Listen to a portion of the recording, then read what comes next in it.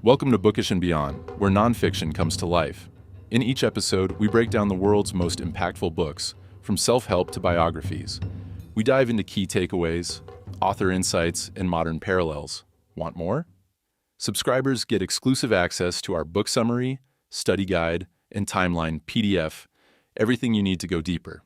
Hit subscribe and turn on notifications so you never miss an episode. Let's explore the books that change the way we think. This is Bookish and Beyond.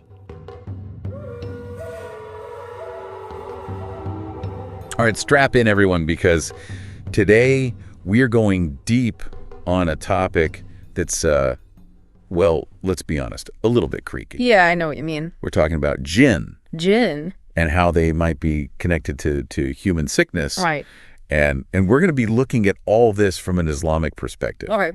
Based on this fascinating text, the Jinn and Human Sickness. Oh, that's a good one. It is, yeah. Yeah. So, I guess before we get into the nitty-gritty, we should probably start with a super quick Jinn 101. Yeah, absolutely. What are these things? Well, the source is very clear that we're dealing with beings created from smokeless fire. Smokeless fire. Yeah, not humans, not angels, something else entirely. So they're not like little puffs of smoke or like fire elementals or something. Not exactly, no. The source emphasizes that they have free will. Okay. Just like us, meaning they can choose to be good, bad, or somewhere in between.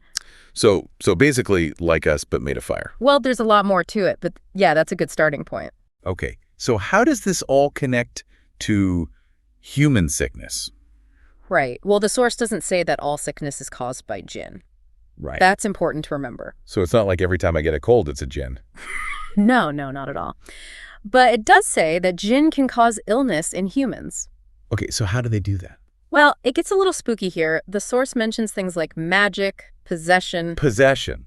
Like actual demonic possession. Yeah, in a way. But also the evil eye. Hold on. What's the evil eye? It's the belief that someone can harm you with a look. Really? Just by looking at you? Yes. Usually it's motivated by envy or resentment. Wow, that's kind of intense. Yeah, it's a serious thing in Islamic tradition. So we've got magic, possession, the evil eye, all pretty scary stuff. Mm. But there has to be a way to protect ourselves, right? Absolutely. And the source talks about that quite a bit. Okay. Yeah. The key is strengthen your connection with God. Prayer, remembrance of God, seeking refuge in Him. These are all powerful forms of protection. So it's not about hiding or being afraid. No. It's about empowering yourself through faith. Exactly.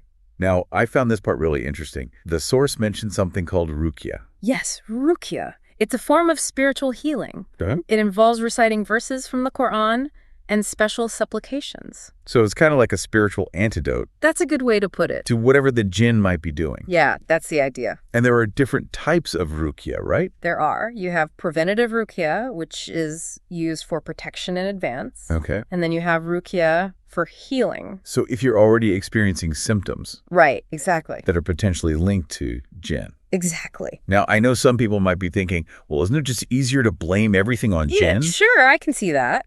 But the source seems to be pushing for a balanced approach.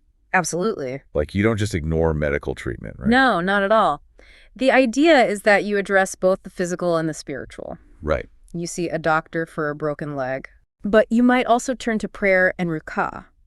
Okay, I see. If you think there's a spiritual component to your illness. So basically it's about taking a holistic view. Yeah, I think that's a good way to put it. Of your health and well-being. Exactly. So we've learned that jinn, these beings of smokeless fire, right, they have their own free will. They can be good or bad. Right. And according to Islamic teachings, they can even be involved in causing sickness. Yes. But Islam also provides a path to protection and healing through faith, through practices like Ruqyah. It's a powerful message. It really is. Yeah. And it makes you wonder, doesn't it? Like, if we accept the possibility of these unseen beings, how might that change how we think about illness and healing in general? I like that. Not just from the Islamic perspective. Right. But just in a broader sense. That's a great question to think about. Yeah. Does it open up a whole new dimension to how we understand our health and well-being? Definitely something to ponder. Definitely something to ponder. Thanks for joining us on this deep dive into the world of jinn and human sickness. My pleasure. It's been enlightening, to say the least. It has. And maybe a little bit spooky, too. It's a little. Until next time, Keep those minds open and those questions coming. See you next time. Bye.